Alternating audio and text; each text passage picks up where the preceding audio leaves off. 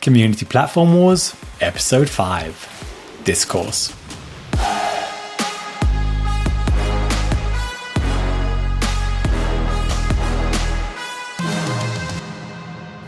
Hi everyone, welcome back to another episode of Community Platform Wars. My name is Richard Millington, I'm the founder of FeverBee, and today we're going to dive deep into the Discourse community platform, the history of discourse. Discourse, officially or annoyingly named as a Civilized Discourse Construction Kit, was launched in 2013 to be the WordPress of forums. The mission, as they say, is to democratize online forums. And today, Discourse is one of the last major independent community platforms out there. While other organizations have been acquired or merged with other organizations, Discourse is still flying solo and attracting many large organizations to build their community on the platform. What makes Discourse unique? Discourse is unique in many ways. Perhaps the most important thing to know is Discourse is fully open source. You can download it, customize it, and use the software as you please, if you're technical enough.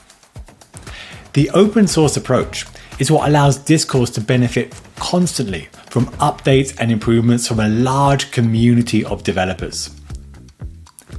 It also means you can host the software yourself or on a third-party vendor and have as much flexibility as you can possibly want.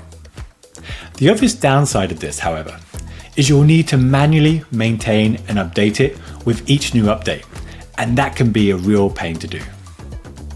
Discourse primarily makes money through hosting the platform and offering various support services.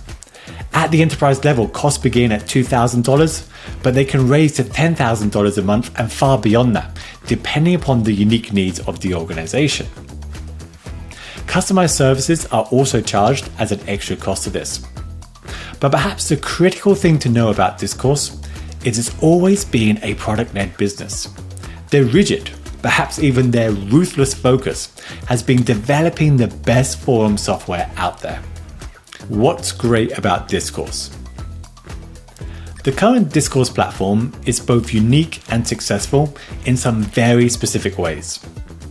This includes the following. 1. Flexibility. Discourse is probably the most flexible community platform out there today. It's supported by a small army of developers, and you can design and add any component you like to your themes. Many organizations develop custom plugins and features to satisfy their unique objectives. In the past, for our clients, we've added automatic translation, anonymous participation, custom cards, and a lot more. This is perhaps the major advantage of Discourse. You can build on top of it. 2. Discourse is easy to launch. The core platform is easy to launch with the revamped setup wizard. You don't need any unique expertise. You could have your forum up and running within about an hour. It might not be the most complex forum out there, but the core functionality is going to be in place and ready for you to use. 3. Discourse is probably the most advanced forum software out there. In terms of that pure forum functionality, Discourse is above and beyond anyone else. And that's because Discourse goes deep into the minutiae. It's great for things like code snippets, sharing screenshots, and pulling in information from shared links. It also offers unique features like prompting the admin to welcome a member on their first contribution, or noting when a member hasn't participated for a while. You can add notes to members, you can delegate tasks, and you can use things like group app mentions, which lets you contact an entire group of members at once. 4 is Discourse 3.0. This was released in January 2023 and represents a huge leap forward. First, the design adopted a more Discord-like experience with left-hand navigation menus, real-time chat, improved navigation tips, and other clever features which keep Discourse ahead of the game. The chat integrations should also function with Slack and other platforms that are out there. What strikes me when speaking to people who love Discourse is they tend to be technically oriented. They just get it because it's similar to tools and technologies and processes they've used before. If they have an open source background, it just makes sense to use Discourse. What's not great about Discourse? The same things which make Discourse great also contain some obvious weaknesses. 1. The smaller feature set. The Discourse platform offers probably the most advanced core forum platform out there today, but it's less good at non-core features which many enterprise organizations really do desire. Its ideation, knowledge base, member directory, gamification, and member profiles are probably behind those of other platforms, and they really don't seem to be a priority. 2 is complexity. Similar to Virin, one downside of Discourse is its complexity. It can be overwhelming for the average person to use, and much of the documentation lies within the community. There's a very good chance you'll be searching for information on the community when you get stuck. 3 are the services team.